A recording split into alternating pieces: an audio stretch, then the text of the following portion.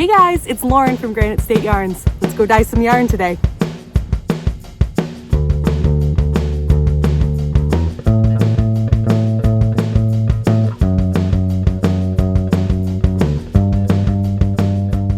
Do you have a brand of shoes that you really love? These two pairs are from DuckfeetUSA.com and I love them. I've had the green Lollands for a couple of years now and just recently added these red Svenborgs. So I thought I'd dye up some yarn to match some of the classic colors that are available on Duckfeet shoes. My base yarn is in the pans and I'm adding some citric acid and water to them. This will help the dye to stick to the wool. I'm massaging all of the water into the yarn to make sure that everything is nice and damp. Since I'm planning on doing a lot of speckles in this colorway, this damp yarn is going to help all the little bits of dye just stick and strike really quick. Since the dye powders do require heat in order to be able to set, I am adding a little bit of extra water here just to make sure that we're going to have enough steam in this process. I've chosen a few different colors here, and I've mixed each one of those dye powders with a little bit of citric acid powder, and now I'm sprinkling them onto the yarn. Starting off with some light brown here, and I want you to pay attention to the colors as they hit the damp yarn and slowly start to get a bit darker. This recording has been sped up a little bit, but if you watch carefully you can definitely see how the powders will hit the yarn and then slowly get darker. It's pretty interesting.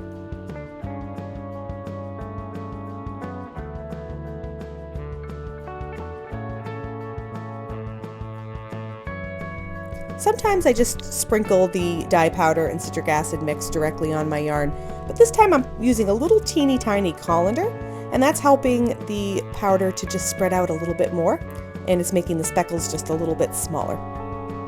It's just one of many different techniques that I use.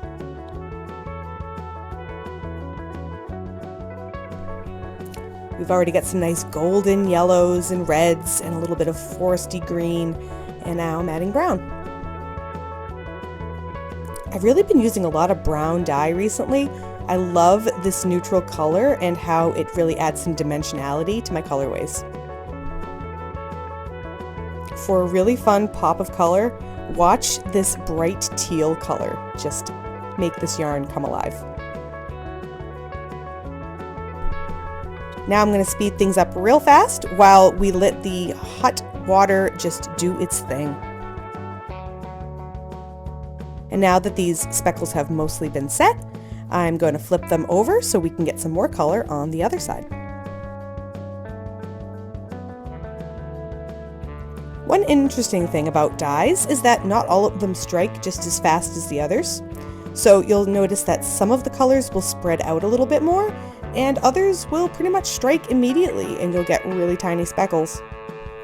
By using heat and acid, I try to control as much of the spread as possible, but I do like the effects that we get even with a little bit of that color spreading. Things are really cooking now. Check out that steam. This would be a good place to remind everybody that we are using hot water here, and you do have to be really careful when you're dyeing yarn because you don't want to get burned. I now have moved all of the yarn over into the left pan there, and I'm keeping it on some low heat just to make sure that all of that color is setting really well. And in our right pan, I'm going to start dyeing the minis to go with this set.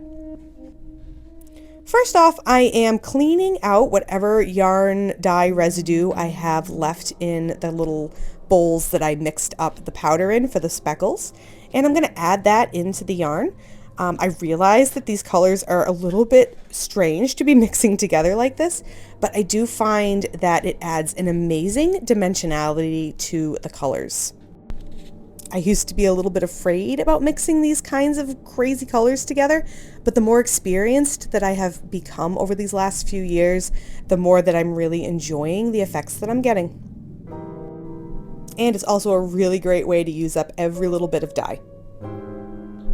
One of the hallmarks of Granite State Yarns is that you are going to get some really interesting and unique colors with every skein you get. And it's one of the greatest ways that I show my artistry and experience in yarn dyeing. So I'm really focusing on reds, oranges, and browns for these minis, and I'm really loving how it's making the colors in the main colorway pop. The mini itself is really going to be interesting. We don't want the main color having all the fun. By using my trusty chopsticks and my Dunkin' Donuts cup, I am moving the yarn around, moving the water, moving the dye, and making sure that every little bit of these skeins are absolutely full of color and beautiful.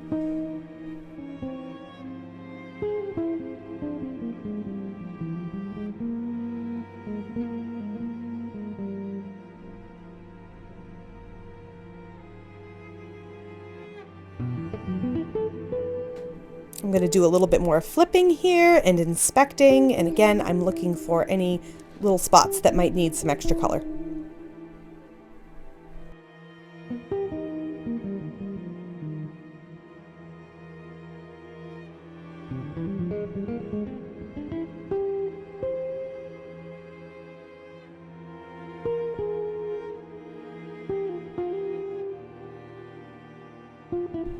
And after some washing, drying, and spinning these yarns up, look at the results.